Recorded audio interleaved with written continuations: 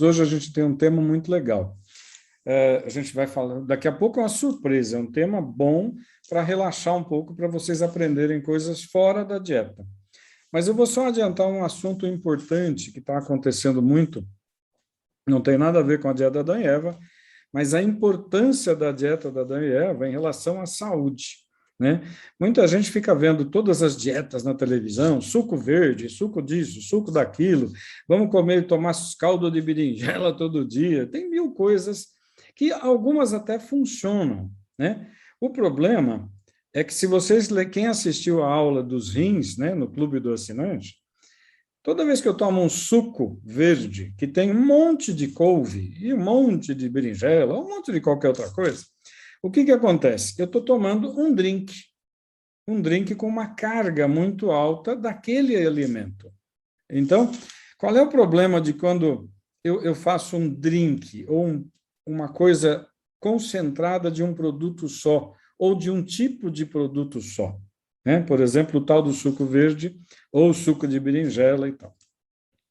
Você está tomando numa carga rápida, é um drink, uma quantidade muito alta do mesmo elemento ou dos mesmos tipos de elementos.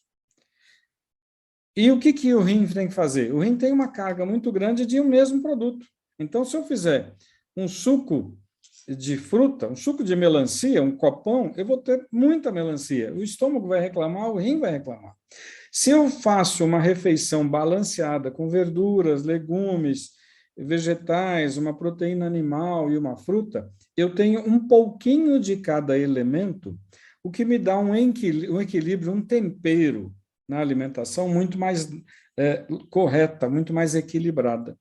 Toda vez que eu como, chegou agora a época de carambola, vou comer meia dúzia de carambola, vou pegar no pé, vai comer uma dúzia de carambola, o rim dança. Por quê? Porque toda fruta, todo vegetal, toda verdura, ela tem coisa boa e tem coisa ruim. E quando eu concentro e como muito, bebo, tomo um drink de uma quantidade da mesma categoria, né? Por exemplo, o suco verde é couve com pepino, com mais berinjela, e aí você tem uma quantidade muito semelhante dos produtos numa quantidade grande. O rim dança. E ainda existem lesões neurológicas. Por quê? Quando eu como muito de um produto só, pode ser até carne. O fulano vai num churrasco a rodízio, come que nem louco proteína, carne, carne, carne. Ele vai se intoxicar, o fígado vai reclamar, a vesícula vai reclamar, o pâncreas vai reclamar e o rim vai ter uma lesão renal. Agora, como acumula lixo de um tipo só, eu começo a ter lesões neurológicas por causa disso. E cada vez mais a gente está vendo estudos comprovando que quando você toma um drink de alguma coisa só, você provoca um pico da coisa boa e da coisa ruim. Se eu tomar um copo de suco de fruta, eu estou tomando um copo de vitamina C, se for fruta fresquinha. Mas, ao mesmo tempo, eu estou tomando um copo de açúcar, de frutose, e tem outras coisas ruins na fruta. Quando eu como uva, a mesma coisa. Quando eu tomo vinho, a mesma coisa. Então, o que a gente está percebendo hoje? Que essas dietas ou essas tendências de usar algo concentrado, quem está dançando é o rim e o cérebro. Por quê? Porque tudo tem o lado bom e tudo tem o lado ruim. Aquele exemplo idiota que eu dou de comer uma galinha. Vamos fazer uma galinhada? Vamos. Pega a galinha com pena, com bico, com pé, faz um suco. Eu vou ter coisa que eu não quero. E tem coisa que eu quero da galinha. Mas aquela coisa que eu não quero, aquela parte química que eu não quero, provoca lesões neurológicas. Então, eu tenho um sofrimento do cérebro. Lembrando que o cérebro e os rins são os dois órgãos que sofrem com intoxicação, né? Não só por falta de comida, por falta de oxigênio, por falta de glicose, mas com toxicidade pelos produtos. E todos os alimentos têm lado bom e lado ruim, todo. Você fala, vou comer uma fruta, tem coisa boa? Tem vitamina C, açúcar, frutose, mas tem coisa ruim. Eu vou comer feijão, tem coisa boa? Tem proteína de baixo valor biológico, tem ferro, mas tem coisa que eu não quero. Eu vou comer soja. Soja tem coisa boa, mas tem coisa que eu não quero. Todo alimento tem o lado positivo e o lado negativo. E quando eu concentro e faço um pote, um copo, um drink, eu tenho intoxicação. E aí, qual é a lógica das dietas equilibradas ou balanceadas? Não só a dieta da Adão e Eva, mas uma dieta balanceada é aquela dieta coloridinha, você tem um pouquinho de tudo. Então, eu tenho um pouquinho de veneno de tudo, mas eu tenho um pouquinho de coisa boa de tudo. Esse equilíbrio não sobrecarrega um tipo de lixo só que se torna tóxico. É como veneno em dose pequenininha não é veneno, veneno em dose alta é veneno. O que a gente faz é ter venenos em dose pequenininha para poder compensar, um compensar o outro. Quando eu pego um tipo de produto e como em grande quantidade, dança. E por que que eu estou falando da dieta em relação ao Covid? Cada vez mais existem controles mundiais sobre as complicações das vacinas e do Covid. E as complicações estão brotando no mundo inteiro, que são a síndrome pós-Covid, que eu estou falando há 2 anos quase, né? Desde fevereiro eu falo isso. Esse negócio vai dar complicação para o corpo inteiro. A síndrome pós-Covid, as doenças de todos os órgãos, do cérebro, do olho, do cabelo, do rim, do fígado, do músculo, estão aumentando muito no mundo todo. E todos estão relacionados com uma coisa só, a trombose. A trombose. Por quê? O grande problema do Covid, que é um vírus que agride, provoca endocardite. Lembra das artérias? A parede de dentro é lisinha que nem vidro. E o que o coronavírus, os coronavírus, porque hoje tem o quê? Uma dúzia de coronavírus flutuando. Quem está mandando é o coronavírus da Delta da Índia. Mas cada um é um bicho diferente. Mas todos eles têm uma característica. Elas agridem o endotélio, então elas provocam trombose. E ninguém está prevenindo a trombose. E resultado, está tendo uma explosão de casos de derrame cerebral, de acidente vascular cerebral, em mulher jovem, em homem jovem, em criança, e em gente que, e principalmente quem tomou vacina. Ah, mas as vacinas são ruins? Não, as vacinas são importantes, mas são todas experimentais. Resultado, existem aí pelo menos 20 mil casos graves de complicações com a vacina que ninguém está falando, mas existe fora do Brasil um controle disso. E no Brasil a gente tem um controle extraoficial entre médicos que se respeitam, que são médicos com um pouco mais de qualidade, comentando, olha, esse caso foi trombose, tem muito derrame acontecendo. E muita gente tendo problema de pele por causa das microtromboses, ou seja, é a mesma coisa de um derrame, só que em áreas do corpo. Então começa a ter alergia, que não é alergia na pele. Né? Queda de cabelo é por causa da circulação sanguínea cerebral para a raiz do cabelo. Então, hoje, a trombose, ou microtrombose, ou microentupimento é a chave. E aí entra uma boa dieta. Quando a gente tem uma dieta balanceada, que não seja a dieta da Adão e Eva, mas que seja uma dieta balanceada, a gente diminui a toxicidade de um produto só, a gente dilui as toxicidades, e isso vale porque facilita muito o fluxo do sangue. O sangue não vai estar muito grosso por um produto só. E aí, muita água, né? Da dieta da Adão e Eva, água, água, água, de hora em hora. E para não falar mais de dieta, hoje nós vamos ter um convidado mega, mega especial. Vocês hoje são felizardos por ter a presença de um cara que eu gostaria que todo mundo recebesse de coração aberto, e ele vai nos orientar, me dar algumas dicas para a gente melhorar a nossa parte motora, a nossa parte física. Isso melhora o equilíbrio mental, melhora o equilíbrio emocional. Então, eu vou pedir para o Anderson assumir a tela e assumir o comando da nossa live de hoje. Anderson, obrigado pela presença, cara. É uma honra ter você aqui. Doutor, muito obrigado. É um prazer, né, estar aqui, a convite do senhor. Hoje é um dia especial, hoje é um dia do médico, né? Então, em nome de todos os seguidores, que eu também sou seguidor do senhor, eu deixo, né, uma mensagem fraterna por esse dia especial. Eu sou prova real da dieta de Adão e Eva, né? Eu estou falando aqui de Portugal, um lugar que tem uma culinária maravilhosa, e logo quando eu conheci a dieta, eu percebi que o princípio básico era estabelecer uma meta, né? Então, eu tenho 1,75 m e fixei ali, dentro das orientações do senhor, a minha meta seria estar abaixo de 76 quilos. E consigo fazer esse controle bem, principalmente porque eu entendo a metodologia, a sequência que o senhor coloca, e não deixo de ter os prazeres que eu gosto de uma boa alimentação. Então, lógico, quando eu passo um pouquinho da meta, eu faço um controle maior, seguindo o método do senhor, e quando eu estou mais, vamos dizer assim, abaixo da minha meta, eu me dou o luxo também de aproveitar um pouco da culinária local.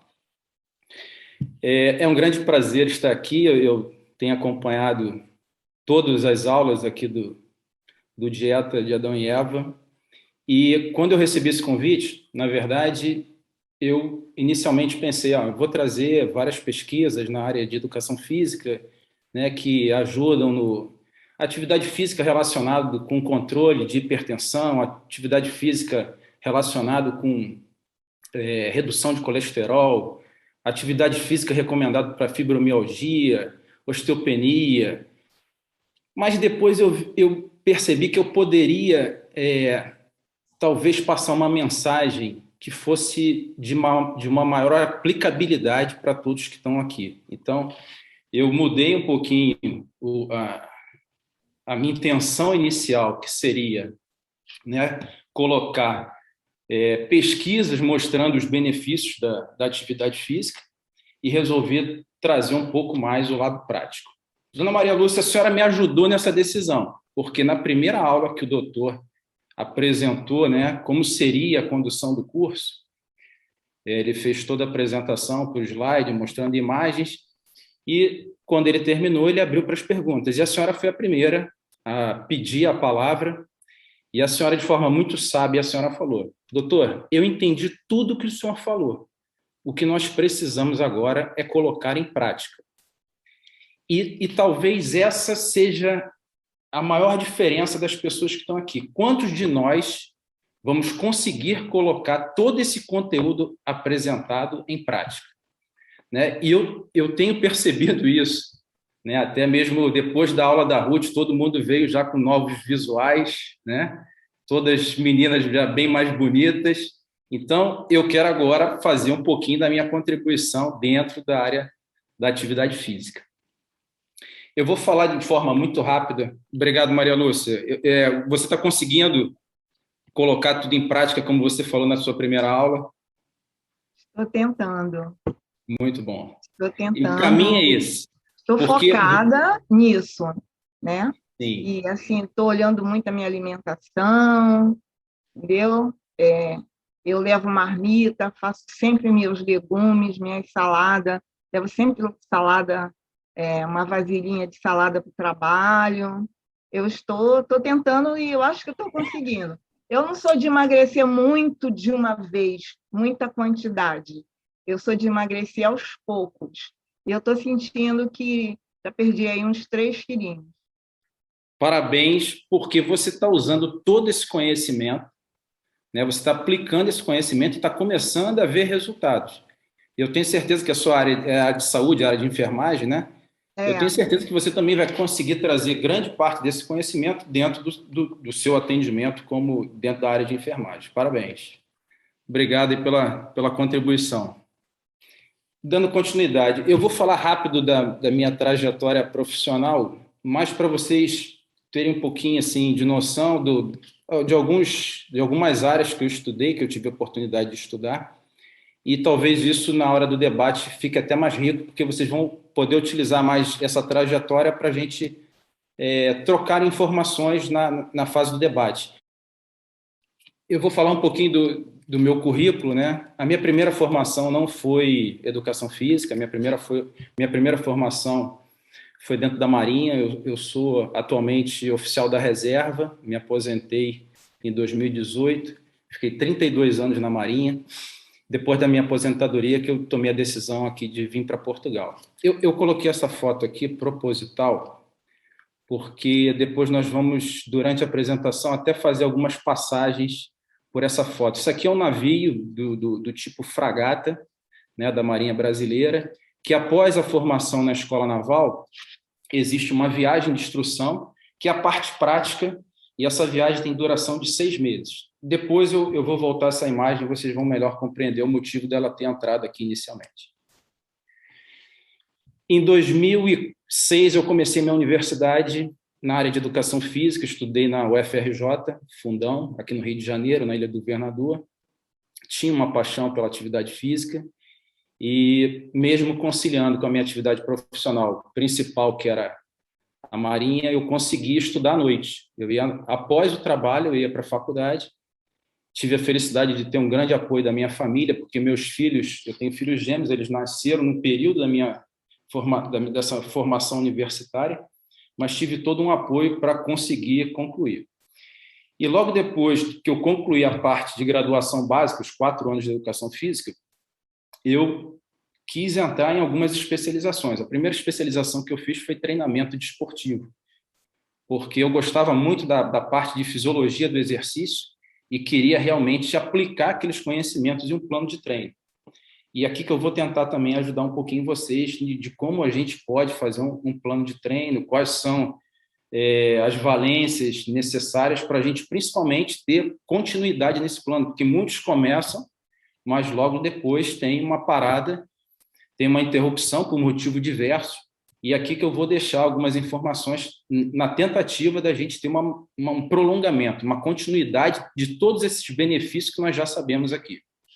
Logo depois do treinamento desportivo, eu fiz uma especialização em biomecânica. Eu gostava muito dessa parte de biomecânica porque eu entendia um pouquinho da área de física e percebi que o nosso corpo humano é um sistema de alavancas, né? Qualquer movimento articular que eu tenho, ele é um movimento de alavanca. Eu tenho uma inserção muscular antes da articulação e uma outra depois. A partir do momento que eu faço a contração muscular, existe o movimento da articulação. Então, tudo é um sistema de alavanca. E eu passei a utilizar muito desse conhecimento em biomecânica.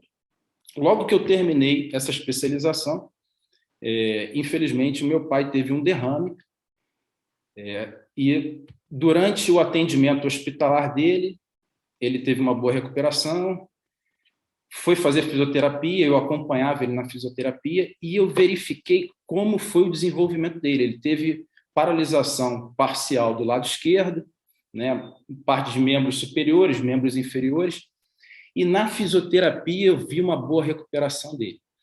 E aí eu pensei, ele não teve nenhum problema muscular, ele não teve nenhum problema ósseo. O problema dele foi um derrame cerebral, ou seja, a área de controle desse movimento de membros inferiores e membros superiores é que teve, né, um dano. E através do movimento, ele teve uma recuperação. Ou seja, aquela área danificada permaneceu danificada. Só que ele foi ativado em outra área de receber vários estímulos mecânicos. Ele começou a desenvolver outras sinapses cerebrais, né, um pouquinho de neuroplasticidade, e começou a recuperar os movimentos. Então, de uma paralisação parcial de mão e tinha a mão torta, andava arrastando o pé, ele começou a recuperar. E eu fiquei um pouquinho fascinado por aquilo. Eu falei, eu tenho que estudar um pouco mais isso, vendo um exemplo real dentro da minha casa. Foi aí que eu resolvi fazer a minha terceira especialização, essa foi a última, na área de cinesiologia, que é a ciência que estuda o movimento. Não tinha mais tempo de fazer fisioterapia, e aí eu falei, ó, o melhor caminho, dentro do que eu já sei da biomecânica, é aproveitar a cinesiologia e tentar unir esses dois conhecimentos. E hoje eu trabalho com isso, né?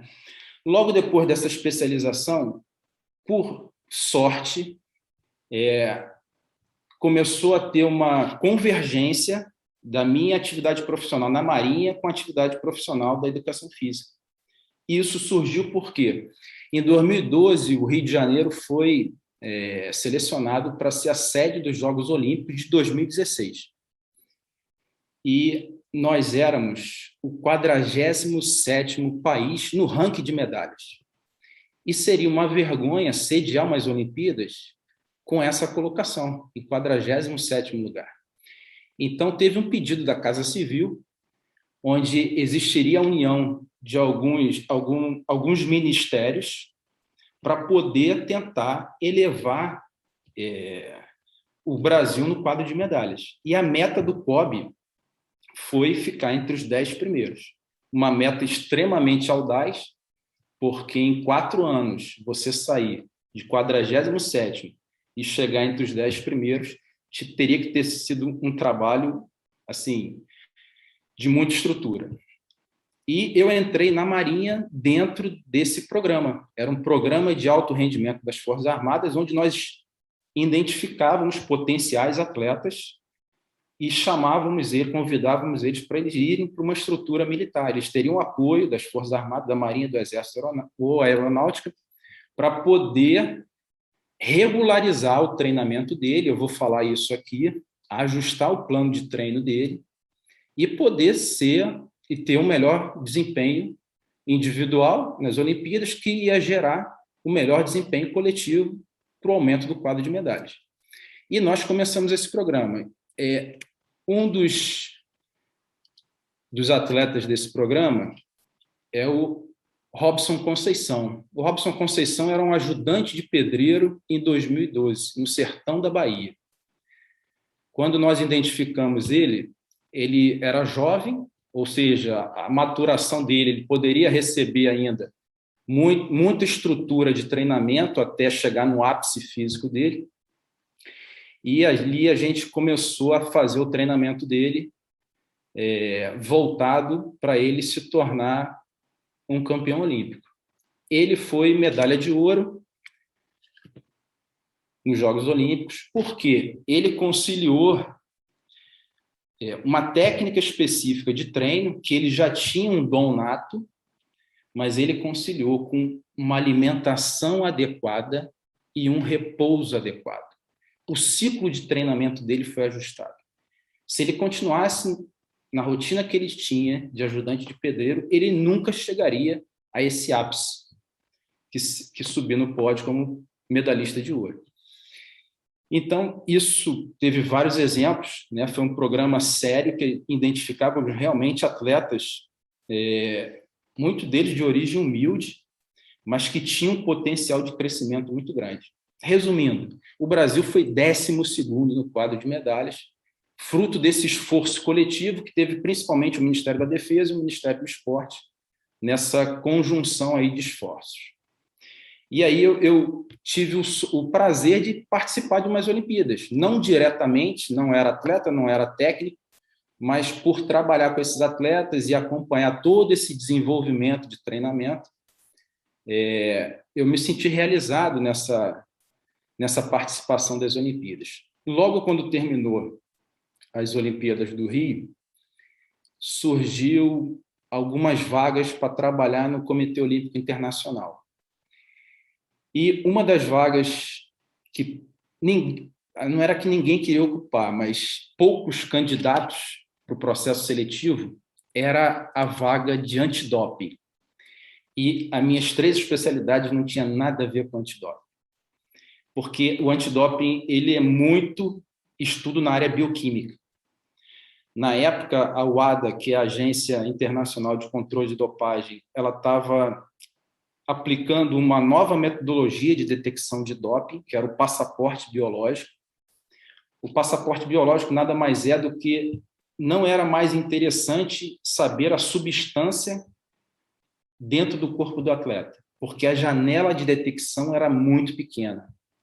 O que era importante é saber o que aquela droga que ele tomou, o que aquela substância proibida gerou de alteração dos biomarcadores dele para identificar que ele realmente se dopou. E, com isso, a janela de detecção ficou maior, o sistema ficou mais eficaz e muito mais atletas, né, foram pegos em doping. Imaginem um atleta que é medalhista olímpico, ganha a primeira medalha e ele se dopou. Você só descobre isso 4 anos depois ou 8 anos depois. Como era feito? Eles congelavam os testes e 2 Olimpíadas depois, com novas tecnologias, testavam aquele teste de 2 ou 1 Olimpíada atrás. Esse segundo colocado, na verdade, ele foi o primeiro. E quando isso era descoberto, 4, 8 anos depois, ele ganhava uma medalha pelo correio, pelo sistema postal. Quanto ele perdeu, né, de patrocínio, né, de possibilidades, porque o primeiro colocado se dopou. Então, eu tive assim uma satisfação de trabalhar nessa área. Eu fiz o processo seletivo, assim, fui iluminado por ser selecionado e fui trabalhar na Bélgica nesse período. Foram 3 anos, era um contrato fixo de 3 anos. dentro dessa estrutura que nós fazíamos teste em atletas para saber se eles tinham se dopado ou não. E aprendi muito nessa área, né?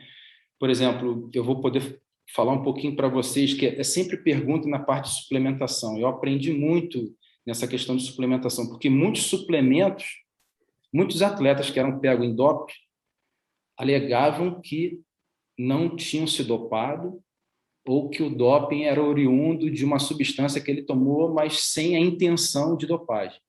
E, às vezes, o suplemento, que não tinha nada no rótulo de substância proibida, era enviado para uma estrutura de laboratório e comprovado que a substância adivinha do suplemento.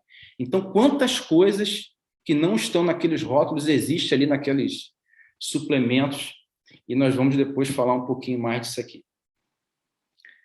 Eu quero passar meu currículo e a gente entrar na parte prática.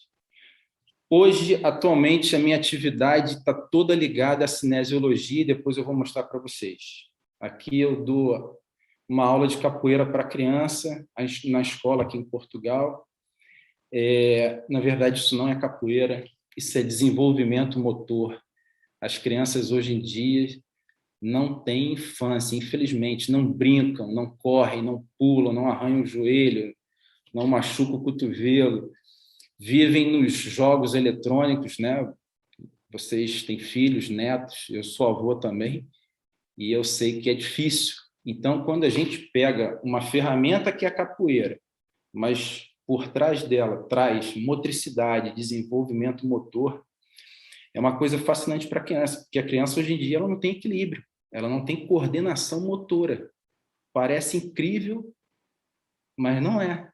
Hoje, se nós compararmos uma criança, ela não consegue brincar, justamente porque falta motricidade. Ela não teve a aprendizagem motora necessária dentro do crescimento natural dela e falta motricidade. E eu estou tentando resgatar um pouquinho isso aí pelo conhecimento aí que eu tive nessas especializações. Mas vamos entrar, eu coloquei até uma bússola aqui para a gente realmente entrar no nosso assunto. Todos os benefícios que vocês sabem que a atividade física geram, né? Todos os benefícios que o doutor sempre fala nas lives, e ele coloca aí dentro dos 5 itens do saúde blindada da atividade física, nada disso tem serventia se você não colocar ação, não colocar em prática, né? Quando a Maria Lúcia falou aqui, doutor, eu entendi a aula do senhor, mas eu tenho que colocar em prática, e realmente é isso, tem que ser colocado em prática, porque senão nada disso adianta. As pessoas procuram, né, a fórmula mágica, o treinamento perfeito. Eu acho engraçado que, né, a estrutura de academia vai mudando os nomes das aulas. No fundo é a mesma coisa, mas uma hora chama isso, depois chama aquilo, bota uma coreografia. Tudo você tem que colocar em prática. Vamos fazer um exercício simples. Pensa assim num grande atleta, que vocês tenham eles assim, esse atleta que vocês vão pensar seja uma referência para vocês, né? Eu vou pensar não aqui e vou projetar o que eu pensei aqui para vocês. Pode colocar qualquer atleta que vocês tenham aí como um ícone para vocês. Pelé, botaram aqui, ótimo. O atleta que eu admiro e eu acho que sempre representou muito bem o Brasil, infelizmente não é mais vivo, é o Ayrton Senna, um atleta que a gente pode considerar que foi exemplo aí de cidadão brasileiro, representou bem, né, o desporto brasileiro dentro da Fórmula 1. Agora vamos imaginar, Fórmula 1, uma atividade extremamente cercada de tecnologia. Você olha um box da Fórmula 1, é uma coisa incrível, é engenheiro mecânico, engenheiro elétrico, né? São vários assistentes, vários técnicos de informática, comunicação, porque tem que ter comunicação com o piloto. Quanta tecnologia tem na Fórmula 1? E o desgaste físico do piloto é muito grande. Quem acompanha a Fórmula 1, quando o piloto termina, né, um grande prêmio, ele tem até dificuldade de sair do carro, ele está exausto. Às vezes ele sobe no pódio, ele não consegue levantar o troféu, de tão cansado que ele está. Tem casos até que, depois da corrida, o piloto desmaia de hipoxia pelo cansaço que ele teve durante a competição. Agora, será que toda essa tecnologia ela iria suprir uma atividade física para ele poder ter esse condicionamento? Não. A Ayrton Senna fazia atividade física diária, corria, tinha outras orientações, outros esportes praticados, mas a corrida era uma atividade física diária, porque ele tinha que ter o condicionamento mínimo para terminar uma prova bem. E não é só fisicamente, ele tinha que ter todo o raciocínio, todo o cognitivo dele tinha que estar bem, e aí dependia da capacidade física para ele poder, né, juntar todas essas valências e chegar bem numa prova. Vou tirar o atleta e vou falar outra pessoa aqui também que eu admiro, né? Admiro muito essa mulher, Ivete Sangalo. Uma energia de pessoa, uma luz, está sempre alegre, sempre se divertindo. Foi mãe há pouco tempo, né? Tem toda uma estrutura, mas também não abria mão da atividade física. O período de recuperação dela, né, foi fazendo atividade física, ou seja, parece bonitona, mas está aplicando tudo isso, ou seja, não tem mágica. Não tem remedinho, não tem o personal perfeito que vai fazer isso. Tem que suar a camisa. Não tem outra forma. Né? Quando o doutor fala é diário, é diário. Quanto tempo? Nós vamos verificar um pouquinho isso aqui, mas é diário. É um pouquinho cada dia. Não adianta passar a semana toda sem fazer nada e querer fazer tudo no domingo. Isso não dá certo. Por quê? Existem adaptações fisiológicas ao esforço que precisa ser realizado. Então, tem que suar a camisa. Não tem outro remédio. E agora a gente entra aqui em alguns assuntos e aí a gente vai entender um pouquinho essa metodologia de treino, né? Como é a progressão do condicionamento físico e como a gente pode conjugar ele da melhor forma possível. Como é que eu faço uma subida de condicionamento físico? Né? A primeira sugestão é a gente conciliar o que eu chamo de triângulo da saúde. Né? O doutor trabalha com 5, eu coloco de forma mais simples aqui 3. É você conjugar. Atividade física, o estímulo, é o primeiro vértice. O segundo vértice, alimentação adequada. E o terceiro vértice, alguém quer colocar aqui no chat aqui, o que acha? É o repouso, é a recuperação. Se você conjugar esses 3 vértices, você vai ter uma progressão no seu condicionamento físico. Né? Eu vou dar alguns exemplos aqui do que até aconteceu comigo em alguns trabalhos que eu orientei pessoas na atividade física quando esse triângulo não funciona bem. Há pouco tempo eu fui procurado por uma mulher, ela tinha sido mãe há pouco tempo e com a gravidez ganhou alguns quilos a mais e queria, lógico, natural, né? Acho que todo mundo tem esse desejo de, depois do parto, emagrecer, né? E eu conversei um pouquinho com ela, eu falei, ó, vamos estabelecer essa frequência de treino, você tem algum horário que você queira, de preferência? Não, para mim é melhor de manhã, antes do trabalho, eu vou treinar com você. Aí ela falou assim para mim, eu estou sendo orientada também por uma nutricionista, né? E aí eu pensei, nós já temos esses 2 vértices, né? O triângulo com 3 vértices, mas pelo menos a atividade física e alimentação, ela já está conjugando. E marcamos o treino, eu conversei um pouquinho em relação ao repouso, como era, né, o período de sono dela. Ela falou, estou com um filho recém-nascido, então é um pouquinho difícil, mas na medida do possível, considero que eu descanso bem, só acordo às vezes para amamentar, mas logo depois também consigo dormir. Eu falei, ótimo. Aparentemente, os 3 vértices estão, né, de certa forma, alinhados. E no nosso primeiro treino, o treino começava às 8 horas da manhã, antes, né, de um trabalho de força, eu coloquei ela num trabalho de cardio. A proposta era 20 minutos de cardio, depois nós faríamos algum trabalho de força. Ela começou a passar mal, né? E eu vi ela pálida, percebi que ela estava tendo uma hipoglicemia, parei o treino, coloquei ela sentada, um pouco d'água, e comecei a conversar com ela. Ela falou, não, porque... Aí eu até perguntei, você comeu alguma coisa, tomou um bom café? Ela, não, eu estou em jejum. Eu falei, mas você está em jejum? Sim, eu estou em jejum porque a minha nutricionista me passou um jejum intermitente. Eu falei, ó, nosso triângulo está totalmente desalinhado, não vai dar certo. E aí você observe, ela contratou um serviço meu de orientação para atividade física, contratava um serviço de uma nutricionista, mas estava tudo desajustado. Porque eu não sabia que ela estava em jejum, a nutricionista não sabia que de manhã, né, ela já chegava de jejum com um índice glicêmico baixo. Aí eu jogava na atividade física, descia mais ainda. É lógico que ela ia passar mal.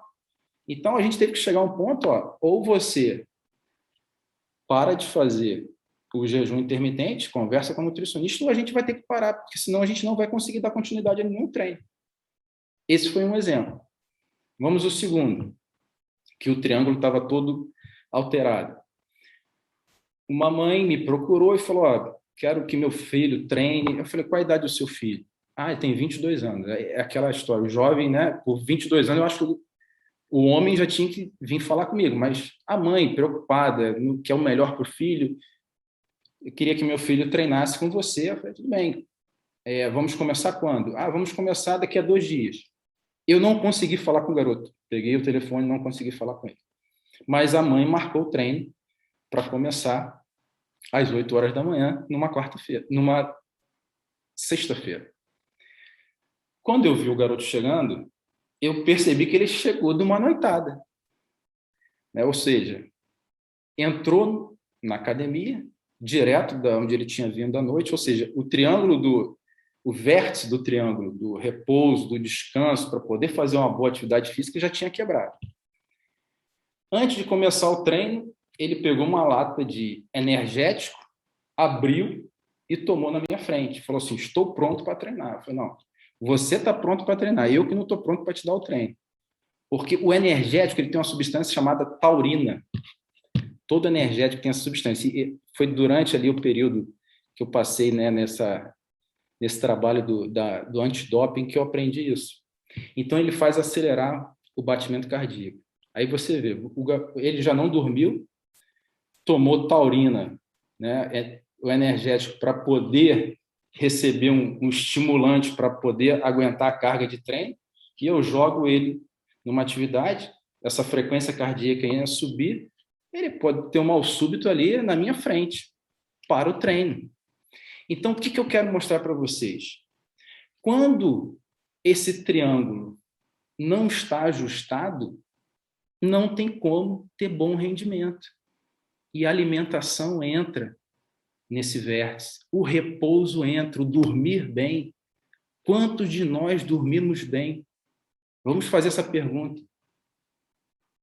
E o dormir bem, ele tem a questão do tempo de repouso, mas ele também tem a questão da qualidade do repouso.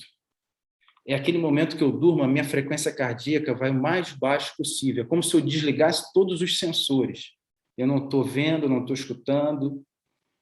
Ou seja, a luz do quarto tem que estar totalmente apagada, eu não estou escutando o som. E aí sim eu consigo ter uma boa qualidade de sono. Tinha um tempo que eu botava um frequencímetro e ia medir o meu batimento cardíaco durante o meu pernoite. E, às vezes, assim, eu tinha 1h30, 2 horas de sono profundo. A gente chama de sono profundo, quando o batimento desce no nível mais baixo possível, basal, né? E ali eu conseguia ter uma métrica do meu período de 7, 8 horas de sono, eu tinha 2 horas de sono profundo. E quantos de nós, né, por exemplo, quem trabalha em atividade noturna, não recupera depois, porque ele não consegue ter as condições ideais, né, dentro do ciclo dele circadiano em relação à qualidade do sono. Então, os 3 vértices têm que ter uma harmonia. Não adianta fazer muita atividade física e você não ter uma boa alimentação, não ter um bom repouso. Isso que acontecia com Robson Conceição. Quando eu coloquei o exemplo dele aqui, ele treinava muito, mas não tinha boa alimentação, até pelas condições dele, e não tinha descanso, porque ele saía do trabalho, ia treinar, e logo depois, com descanso muito reduzido, voltava ao trabalho. Então, quando a gente alinhou esse ciclo dele, ele se tornou um campeão olímpico, né? Então, para vocês verem que tudo essa questão do ajuste. Vamos passar para outro ponto. Como é que eu tenho o meu crescimento do meu condicionamento físico? Vamos lá. Vamos imaginar aqui, ó, o meio da tela do nosso aparelho, do lado esquerdo. Vamos dizer que eu estou nesse ponto aqui. Quando eu faço uma atividade física, até muitos profissionais de educação física acham que a minha linha está crescente, não, ela está decrescente. É só a gente imaginar um maratonista. Como é que ele termina uma prova depois de uma maratona? Extremamente. A imunidade dele está baixa. Se você fizer um hemograma, né, maratonista pós-treino, todos os índices dele vão estar depreciados, fruto ao estímulo que ele teve. Mas depois, com uma boa alimentação e um repouso adequado, ó, sobe. Então, quando nós observamos essa linha gráfica aqui, ó, a descida, são 2 descidas, é o estímulo físico que eu apliquei, mas a subida é a alimentação e o descanso adequado. Então, eu saí lá de baixo e fui lá para cima fazendo isso, ou seja, eu tenho que ter um estímulo de descida, eu tenho que sair da minha homeostase, eu tenho que sair do meu estado de repouso para depois ter a subida. Então, quando vamos fazer 30 minutos de atividade diária, desci, alimentação e repouso, subir. No outro dia, desci mais um pouco, alimentação, e aí eu vou num crescente. Quando eu não tenho isso, o caso do Robson, o que acontecia? Ele treinava, não tinha pouca alimentação, pouco repouso, treinava de novo. É o que a gente chama de overtraining, ele está sempre em descida. Quando nós ajustamos o triângulo dele, ele passou a ser ascendente. Então, daí que está a importância desse curso, né? Porque não adianta você pegar o condicionamento, o conhecimento da atividade física, o conhecimento da nutrição e outros conhecimentos se você não conjugar. Aí, muitos cursos são multidisciplinares, tem várias áreas. A pergunta é, essas áreas estão conversando? Existe uma interdisciplinaridade dessas áreas? Quando o doutor fala que tem que ter um maestro, realmente é isso. E a proposta desse curso é isso. Todos os profissionais que estão passando aqui, inclusive profissionais da área de beleza, têm orientação do doutor. Porque recebem, né, vamos dizer assim, essa harmonia para poder passar o conhecimento para vocês. Um exemplo simples que eu tenho. Quando eu era criança, meu pai era da área de meteorologia. Ele fazia previsão de tempo. Ele era da aeronáutica, ele me levava para ver as festas dos aviadores, e eu adorava ver a Esquadrilha da Fumaça. E eu tinha uns 9 anos, quando ele me levou numa apresentação, e os aviões faziam, né, aqueles desenhos bonitos, faziam coração, aquelas acrobacias. E uma vez ele me deu uma lição, ele falou assim, olha, aqui são os melhores pilotos. Eram mais ou menos 10 pilotos. Mas ele fala, nada funciona se não tiver um líder. Porque se não tiver um líder, todas essas manobras não sairiam perfeitas. Os desenhos não sairiam dessa forma. Um avião ia bater no outro. E daí o diferencial que vocês estão tendo. Muitos cursos que eu vejo não tem a pessoa do guia, né, do guia da Esquadrilha da Fumaça para fazer essa orientação. Vamos prosseguir em algumas outras imagens, né?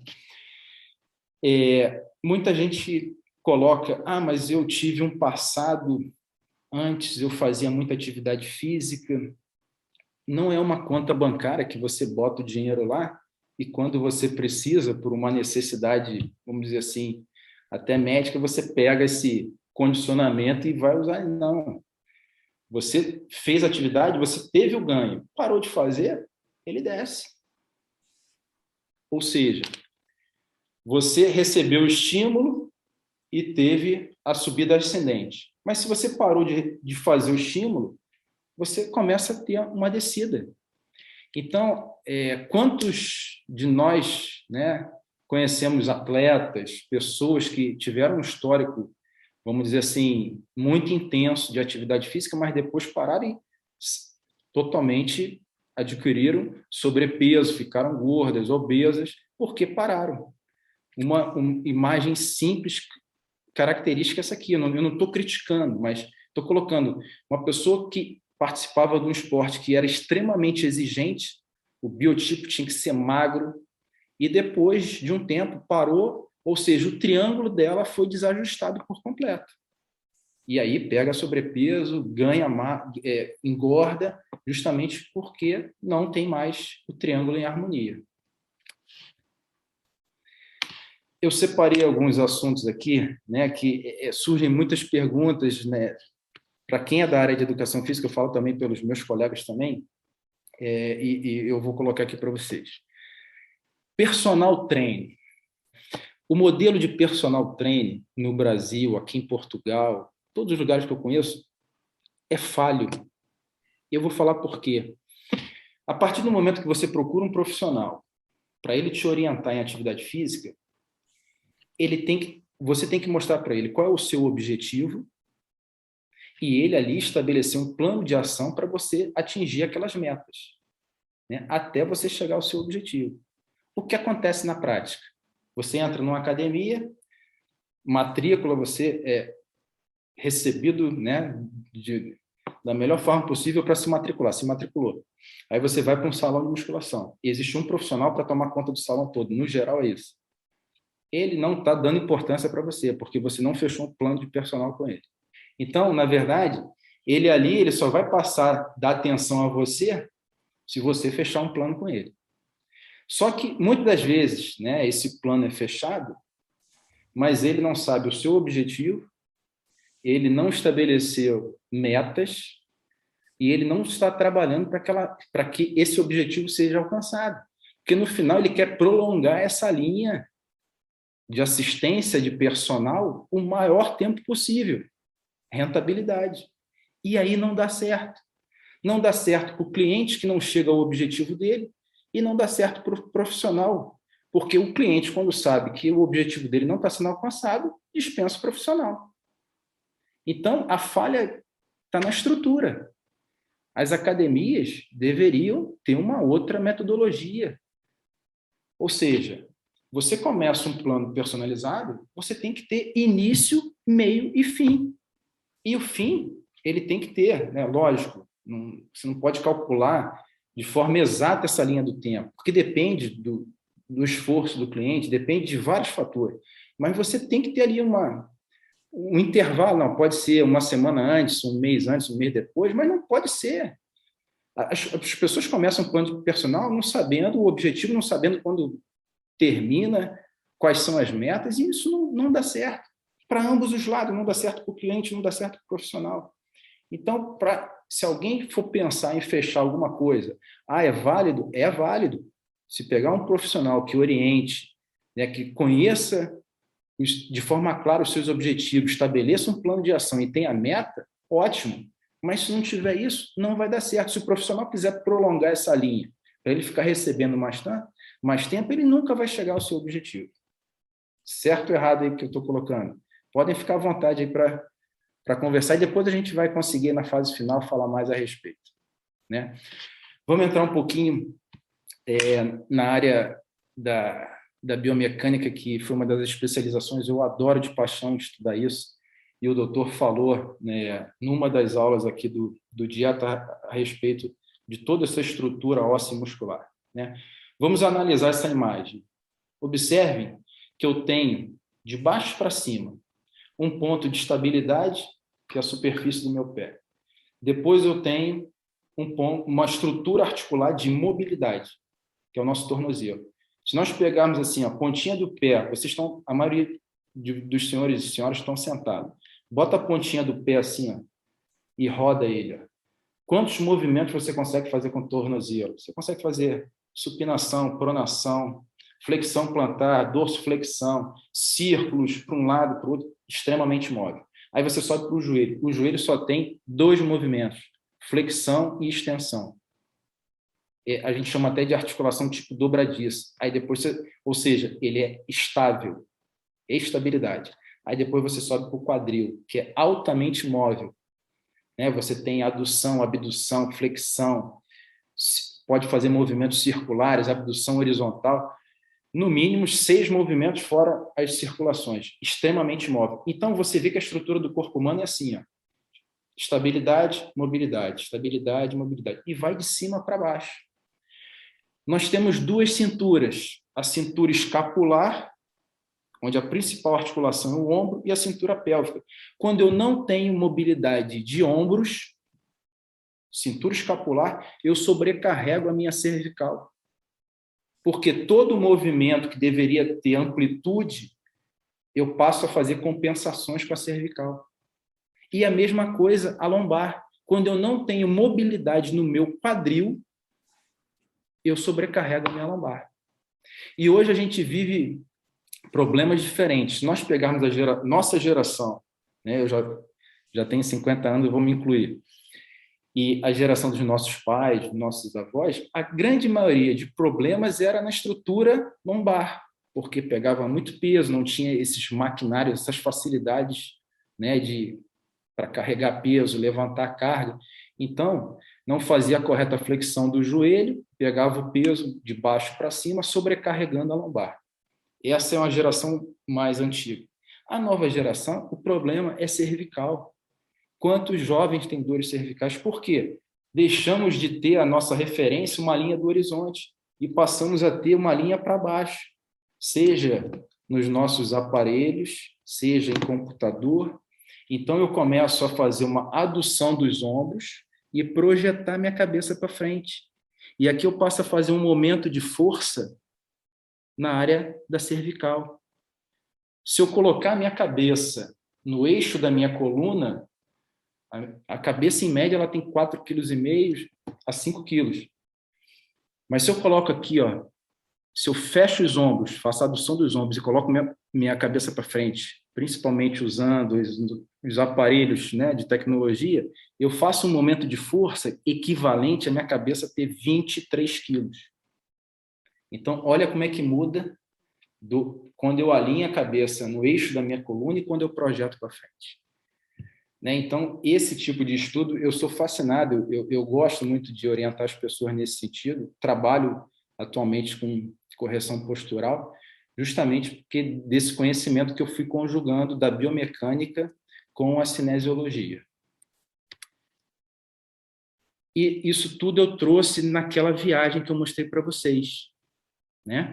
Ou seja, todos esses exercícios, né, ele tem como base esses movimentos articulares. De baixo, uma flexão de cotovelo.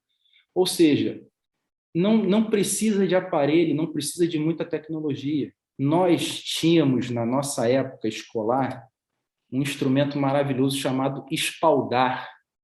Hoje a gente não encontra o espaldar em lugar nenhum. Nós fazíamos alongamento, exercício, tudo com espaldar. Então, esse conhecimento que eu tive a felicidade de fazer essa viagem de 6 meses, né, e aplicar no navio, todo ele veio com a origem do espaldar, onde eu tinha ponto de ancoragem superior ou inferior e colocava, né, para os militares dentro do navio, embarcado em alto mar, fazer os exercícios. Uma estrutura muito simples. Eu fui convidado para uma... Só rapidinho, um parênteses aqui. Fui convidado, quando eu ainda na ativa, para uma apresentação que o Brasil está em projeto de lançamento do submarino nuclear. Na verdade, o submarino não é nuclear, porque a propulsão dele continua a ser a turbina, a vapor. Só que o vapor é gerado pela fissura do urânio, onde tem uma reação nuclear. Então, na verdade, a fissura do urânio gera o vapor, e o vapor movimenta a turbina, e o submarino é dessa forma. Só que essa tecnologia permite que o submarino fique até 1 mês debaixo d'água, né? E nessa apresentação, foi interessante que tinha uma grande autoridade da Marinha mostrando todo o projeto, né? Tinham vários engenheiros nucleares, engenheiros navais apresentando, mostrando a parte de equipamento, como era desenvolvido no estaleiro. E na hora das perguntas, eu levantei a mão e falei, e como fica o fator humano de você colocar uma pessoa 1 mês debaixo d'água sem exercício? O homem, quando lançou o primeiro astronauta no espaço, ele teve essa preocupação, porque não tinha gravidade. As resistências que nós fazemos, né, na nossa gravidade aqui vamos dizer que se no nosso nível, né, 9,8 newtons, né, não tinha no espaço. Então, a perspectiva é que o homem, quando chegasse, quando o foguete voltasse da Lua, ele iria quebrar toda a estrutura óssea dele.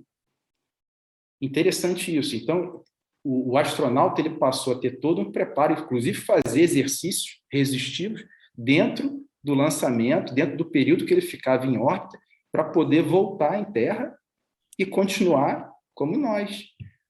Agora, por que não se preocupam com um submarino que vai ficar um mês debaixo d'água? Como é que vai sair a fisiologia do homem depois desse esforço?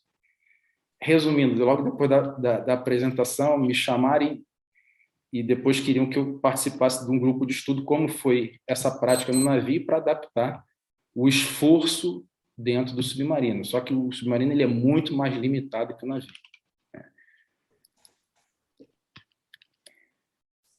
Isso aqui é um outro exemplo também das atividades lá, eu vou passar rápido. Então, nós fazíamos todas as atividades, só que era uma tripulação de em torno de 550 pessoas, numa fragata. Então, para facilitar, eu fazia esses desenhos aqui, né? E as pessoas sabiam qual o exercício que iam fazer com aquela metodologia do espaldar. Então, uma coisa muito simples que conseguiu, durante 6 meses, trazer práticas de atividade física num ambiente totalmente desfavorável, que era o navio em alto mar, né? Com dificuldade de pegar tempo ruim, o mar em condições não favoráveis e tudo mais. Todo esse conhecimento a gente pode trazer também para o ambiente aquático, né? Ou seja, essa biomecânica do movimento articular você pode trazer para o ambiente aquático. E o ambiente aquático é excelente. Por quê? Não tem impacto. Você tem uma hidrodinâmica totalmente favorável ao exercício. Então, quem tiver condições, né, ou até algumas restrições médicas, procurem desenvolver atividade física no ambiente aquático. É uma coisa que realmente eu recomendo, porque os casos de sucesso, de progressão é muito grande. E aí eu apresento para vocês um dos sistemas que eu passei um tempo a orientar pessoas que corriam longa distância, mas é mais do que maratona. Era um ultramaratonista, ou tem uma prova também que é de 24 horas. Essa prova de 24 horas é uma loucura. A pessoa fica 24 horas numa pista de atletismo correndo. A cada 2 horas inverte. Os atletas que ganham chegam a fazer em torno de 230 quilômetros. Aquele esforço para ele conseguir fazer uma prova dessa tinha um prejuízo muito grande para a coluna, porque ele teria que ter um volume de treino muito grande. Então, existe uma boia, né, que você coloca como um cinturão, eu vou mostrar aqui para vocês, e você passa até a água na linha do ombro, só que você não toca os pés no chão. E você consegue fazer todo o movimento do andar, da biomecânica, da marcha, a corrida dentro da água, com baixo impacto, com muita resistência hidrodinâmica. E você consegue desenvolver bons exercícios, inclusive na parte cardio, dentro da água. Tá bom? Uma outra imagem dessa boia aqui, ó, vou mostrar para vocês. E uma das pessoas que eu orientei depois me ligou e falou assim: adorei o treino. Eu falei, mas gostou? Se adaptou bem à boia? Ela falou, não, porque eu não molhei meu cabelo. A pessoa fez o treino e não molhou o cabelo, né? Porque a pessoa flutua, mesmo com a piscina funda. Eu vou mostrar depois um vídeo aqui, vocês vão perceber bem isso.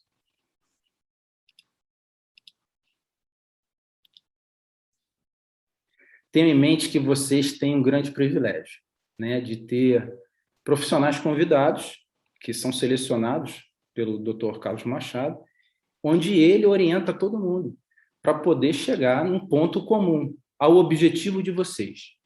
Então, eu vou passar um vídeo rápido, né? Tem 5 minutinhos de vídeo. Então, o vídeo que eu vou passar para vocês é um resumo um pouquinho de estudo e eu mostro um pouquinho aqui do meu trabalho aqui em Portugal. Isso, ó. Nós vamos começar com a imagem do navio, tá bom? Talvez eu pare aqui para a gente ficar conversando um pouquinho. mas a gente vai começar mostrando como era a atividade física no navio, que é um ambiente extremamente difícil, né? Tem poucas condições, vamos dizer assim, não é um transatlântico, é um navio de guerra, então ele não tem nenhum luxo, né? E a gente conduzia atividade física para mais de 500 pessoas dentro desse ambiente.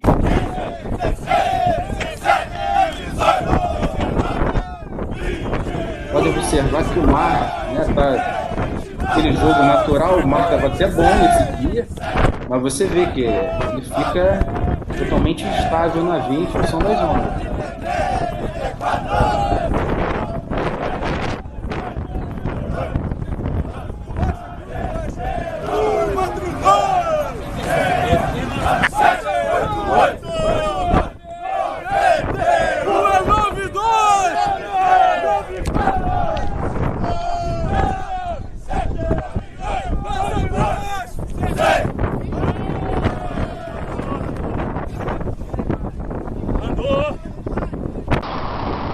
Esse é o vídeo da boia. Vocês vão ver que ele vai fazer a colocação, ele vai dar uma rápida explicação.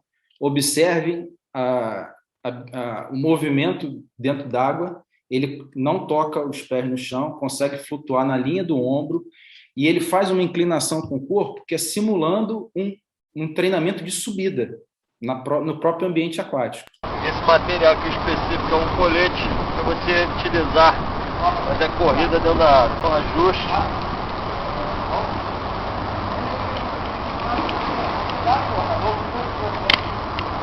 Tá pronto. Tá pra foco.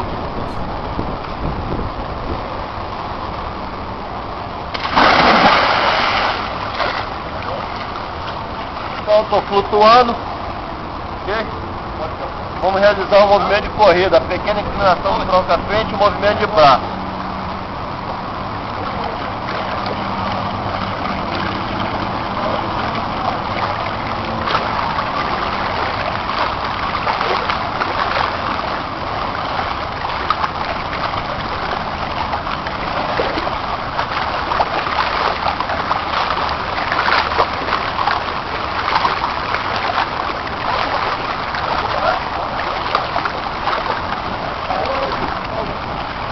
Olha o nível de esforço dele. Lógico, ele poderia ir, né, uma velocidade menor, um movimento mais lento. Ali ele está realmente fazendo para chegar de forma do outro lado da piscina.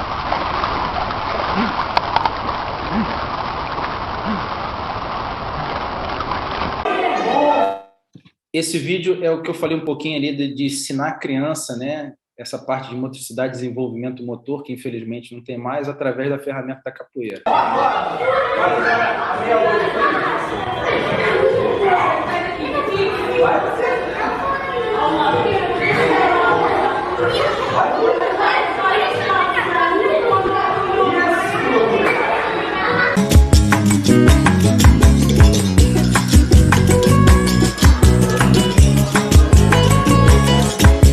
Agora quem quer vir?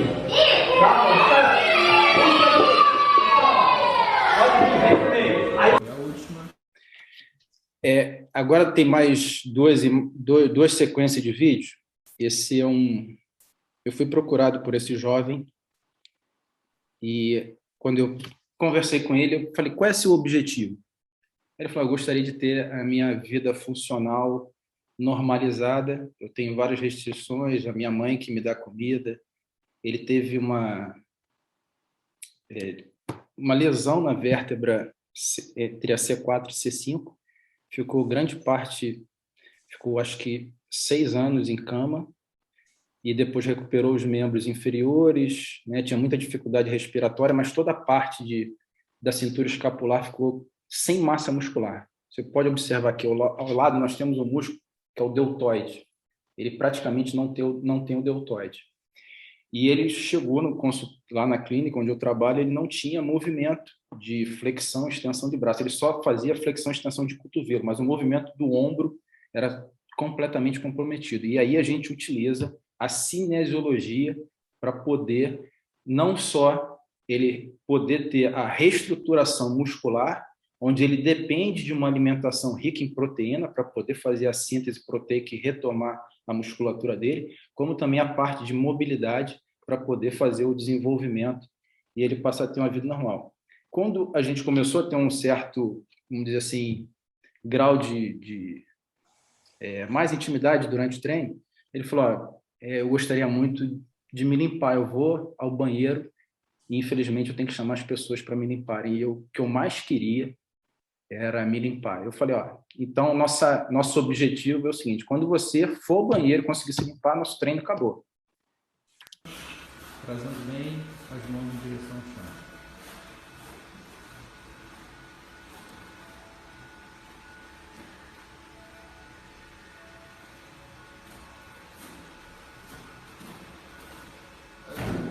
Foi a última.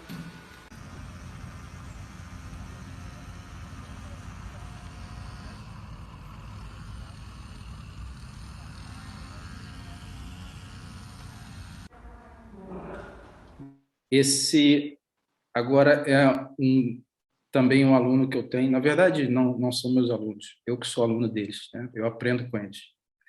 Ele teve paralisia cerebral, nasceu com hidrocefalia, só tem 30% de massa cefálica. Usava quando pequeno uma torneira para tirar todo o líquido da hidrocefalia da cabeça. E aqui a gente observa que eu precisava primeiro desenvolver toda a estrutura muscular do pavimento pélvico para depois ele retomar os movimentos de andar de forma independente, sem a ajuda de outras pessoas. E ele tinha também muito comprometimento com o braço esquerdo, que era completamente torto, né? E ele não tinha muita mobilidade. Então, aqui eu coloco ele numa superfície instável, que é a bola, para poder ele fazer toda a estruturação pélvica e o reforço. E vou estimulando ele no movimento do braço esquerdo, que ele tem a deficiência. É interessante que ele associou isso a uma terapia que ele fazia antes, que era com cavalos. Então, ele adorava a bola porque ele imaginava que ele estava na mesma terapia dos cavalos. Então, ele pedia, né? Sempre quando ia treinar, ele queria a bola justamente por causa desse estímulo que ele imaginava estar treinando com cavalos. Força. Isso. Cadê a mão de novo? Agora, mão. Vamos lá, agora, mão. Mais alto. Isso. Aí eu vou soltar a mão dele. Eu soltei a mão dele. Eu tenho que dar estímulo para ele. Eu tirei o equilíbrio dele. Muito bom. Muito bom. No equilíbrio, ó. Bolinha, ó. Bolinha, ó. João. Muito bom. A mão aqui agora. Não, a outra mão. Isso. Muito bom. Isso. Vamos subir? Vamos subir? Vamos lá, vamos subir. 1, 2, 3 e subiu. Boa. Aqui eu tenho que trabalhar força com ele, para ele poder estabelecer toda a estrutura muscular do membro inferior e conseguir retomar a marcha, conseguir subir, descer, não. Aí eu tiro a mão dele para ele fazer sozinho, aí já começa a coordenação de membros superiores.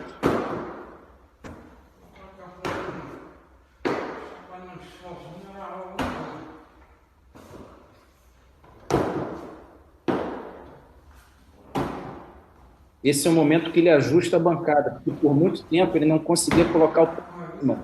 Ele pegava por baixo e a bancada subia, mas ele não colocava o pé em cima. Muito bem. Olha ele batendo palma.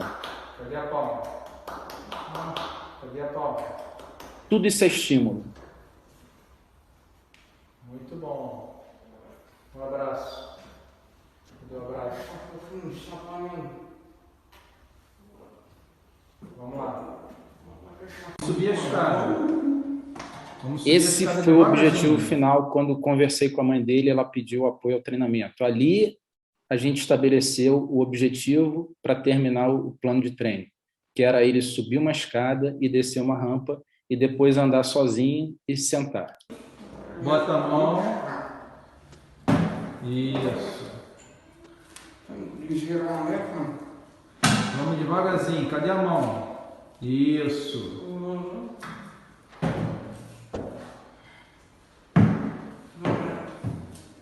Vamos devagarzinho descer.